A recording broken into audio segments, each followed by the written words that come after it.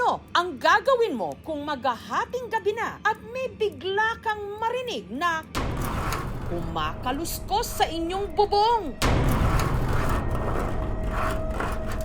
Ang magkapatid na Karen at Junebird hindi nagdalawang isip na tiktikan ang misteryong nag-iingay sa bubungan ng kanilang tahanan dito sa Naik, Cavite. Kakaiba na po yung ginagawa niya. Parang tinutuklap niya po. Kaya po nag-decide yung kuya na lumabas na po. Sumunod po ako para mag-flashlight.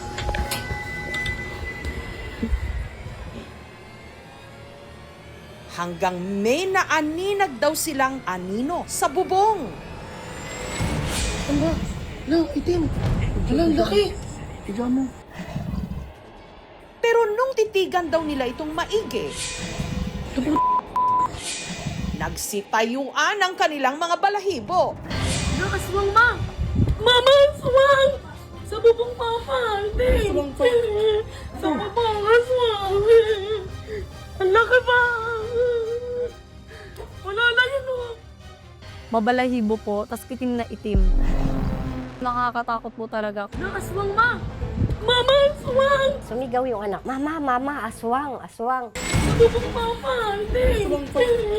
Sa bubong, aswang! Ang laki pa! Tumayo naman ang asawa ko. Saan, saan? Di lumabas siya. Ay, lumapa ko na itim pa! Bumaba ka dyan, ayop ka! Ay, lola, kita pa ako! Ay! Kita pa! Bumaba ka na! Wow! Laki mo! Tama! Tingnan niyo, kuya? At ang kutob nila sa nakita nila di umanong itim na nilalang. Siguro po, tik-tik. Parang tik-tik siya. At meron daw talaga itong puntirya sa kanilang bahay. Huwag ka na lumabas, ate! Huwag ka na lumabas! Nangingay! Ate, huwag ka na lumabas! Buntis ka! Tik-tik sa Naik. Nakaswang, ma! Mama, aswang! Dahil sa kakatuwang karanasang ito ng pamilya Monares, nagkakatakutan na ngayon sa kanilang barangay. Naniniwala po ako. Natatakot din po. Kung tinignan yung video kasi natakot ako. Marami na din po nakaano dito. Meron po dito talaga. Para sa mag-inang Arlene at Karen, kumbinsido sila na ang nanggagambala sa kanila di umano isa talagang tik-tik. Tik-tik yun. Kasi nakadapa siya. Ginaganyan talaga niya. Gusto niya tuklapin. Kasi yung anak kong buntis doon nakakahiga. Yung buntis, mabango raw yan sa kanila.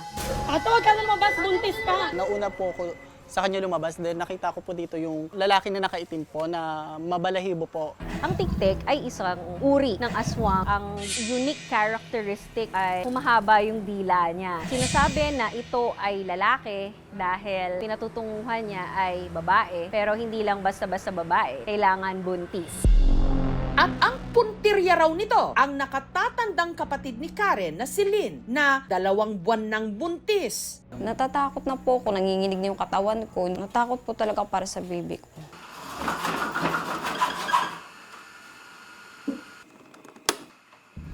Si Lynn na taga Pampanga, nagbakasyon lang daw noon sa Cavite nung nangyari ang insidente. Uwi nga po kami kasi magbabakasyon para maligo, mag-swimming kami family. Sa ilang araw niyang pamamalagi sa bahay ng kanyang mga magulang, si Lynn may kakaiba raw talagang naramdaman. Tuwing gabi lang naman siya nasakit-sakit yung tiyan ko. Nung nasa Pampanga ko, okay lang. Ilan na anak niya, hindi naman ganun. Noong time lang na yun na nandito siya. Hanggang gabi nitong April 14, halos hindi na raw matiis ni Lynn ang iniindang sakit. Grabe na yung sakit ng tiyan ko.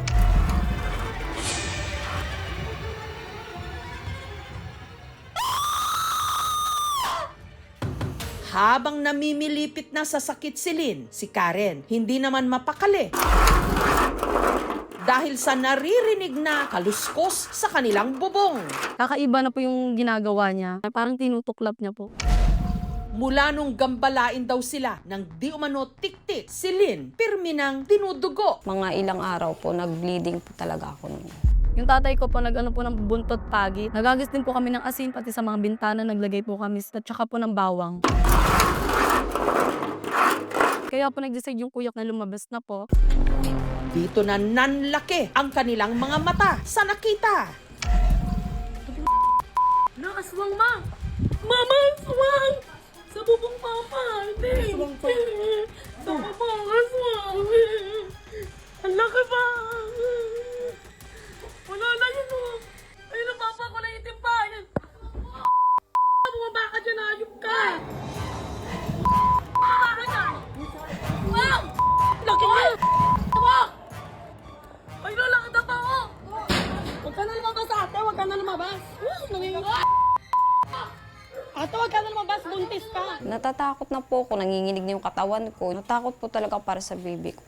Si Junbert, buong tapang na umakyat sa kanilang bubungan. Mama, aswang! Ate, huwag ka na lumabas! Buntis ka! Pero iba ang kanyang nadatnan. Bigla po siyang naging pusa. Iba yung kaliskus ng pusa, iba po yung kaliskus ng aswang. Totoo po yung ganyang mangyayari. At para patunayang hindi lang basta pusa ang namataan nila sa kanilang bubong, inilabas na rin nila ang kanilang nalitratuhan. Bakas ng kamay. Mas malaki pa sa palad ng lalaki. Kakaiba po eh. Tsaka malangis po yung pagkabakas ng kamay niya dun. Abangan mamaya ang misteryong nag-iingay sa bubungan ng kanilang tahanan. Tik-tik sa naik. Aswang ma! Pero totoo nga bang sa tik-tik ang naiwang bakas ng kamay sa bubungan ng pamilya Monares? Ala, itim. Ala, ang laki.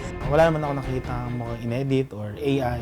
Sa kalagitnaan ng pag-iimbestiga ng aming team, may nakilala rin sila na di umano na una na raw inatake ng misteryosong nilalang. Nagkaganyan din po noon, nagkagulo yung mga tao. Anino na matangkad na kulay itim po doon sa may bahay ng may buntis. Kitang-kita ko po talaga ng dalawang mata ko yun. Gusto ko pong maisigaw kasi parang hindi talaga po ako makagalaw. Titik-tikan na natin ang investigasyon Aswang ma!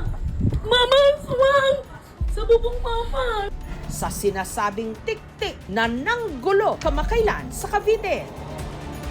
Mamaya na! Hindi matahimik ngayon ang mga buntis sa barangay na ito sa Naik, Cavite. Huwag ka na lumabas ate! Huwag ka na lumabas! Kamakailan kasi, nabulabog rito ang isang pamilya nung atakihin sila ng di umano isang misteryosong nilalang. Aswang ma! Mama, aswang! Sa bubong papa! Hindi! Aswang pa. Sa bubong aswang! Ang laki pa! Tik-tik yun. Nakadapa siya. Ginaganyan talaga niya. Gusto niya tuklapin. Kasi yung anak kong buntis doon nakakahiga. Yung buntis, mabango raw yan sa kanila. Sa patuloy na pagtitik-tik ng aming team, nadiskubre nilang hindi pala ito ang unang beses na may inataking buntis sa kanilang barangay. Last year po, nagkaganyan din po noon, nagkagulo yung mga tao. Anino na matangkad na kulay itim po doon sa may bahay ng may buntis. Ang buntis na di umano, naka face-to-face pa ng kakatwang nilalang, si Kisha. Ihihi po ako nung time na mga 8 po PM. Time na yon nasa labas po yung mga tao. Maaga pa po. Naghubad na po ako sa lawal ko.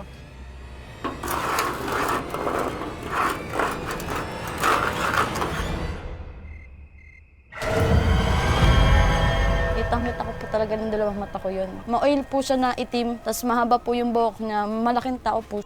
Dahil sa takot, si Kisha napaal sa balutan at lumipat sa ibang barangay. Hindi na po talaga ako nabalik doon. Parang ayoko na ulit umuwi doon kasi lumalabas na naman siya. Aswang ma! Mama, aswang! Nakakatakot po sobra. May nagresponde po doon sa may palayan, kami naman po ay nagresponde palabas. Bumaba ka dyan, ayos ka! Samantala, ang video na kuha ni Karen, ipinasuri namin sa eksperto. Wala naman ako nakita mukhang in-edit or AI. Ala, itim. Ala, ang laki. Pijama. Bandang dulo ng part ng video is makikita na yung mata umiilaw, nagre-reflect dun sa flash ng camera. Definitely, isa pong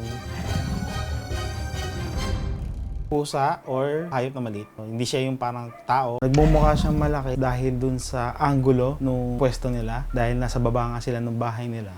May May napansin din siyang marka ng paa ng pusa sa larawang kuha sa sinasabing bakas ng kamay. Possible is yung camera illusions dahil nakikita lang naman nila shadows eh. Hindi niya makita kung nakaharap yung pusa, nakatalikod. Siguro possible nakataligilid, tapos nung humarap, tsaka lang umilaw yung mata. Doon lang nila na-confirm na pusa. Sa pintura kasi usually ginagamitan ng treatment yan bago pintura. Hindi siya na-treatment na maayos. Kaya nung pininturahan siya, yung mga kamay ng mga dating nagpintura dyan, humawak dyan sa part ng bubong na yun, ng semento na yun, nagkakaroon ng chemical reaction na doon. Dahil araw ulan, nag-fade yung pintura.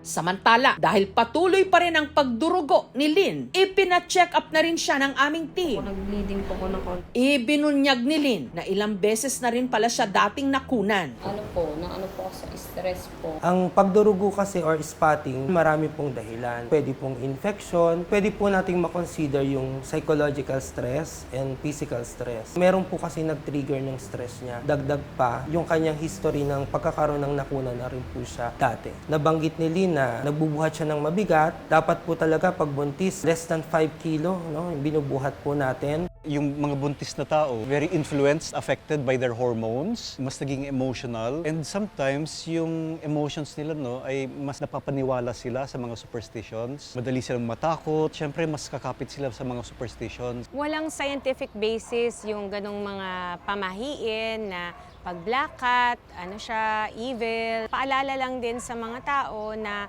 ang pananakit ng hayop ay labag sa batas at pwede kayong mapadusahan ng up to 2 years imprisonment or a fine of up to 200,000 pesos kapag kayo ay napatunayang nanakit ng isang hayop. Aswang, ma! Mama, aswang! Sa bubong papa, hindi! Aswang pa! Sa bubong, aswang! Nasa kanila kung di sila maniniwala o bahala po sila. Kung ano ang pinaniniwalaan natin, yon ang bumubuo sa mga kwento ng ating gabi. At gumigising sa mga takot na pilit nating inililibing. Pero bago po tayo lamunin ang ating malikot na imahinasyon, bago tayo bulagin ng sariling paniniwala, mabuting maging mapanuri para hindi tayo mabiktima ng mga mahahaba at makakate ang dila. Mama, aswang!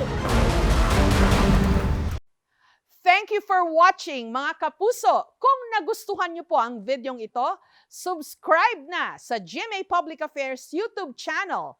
And don't forget to hit the bell button for our latest updates.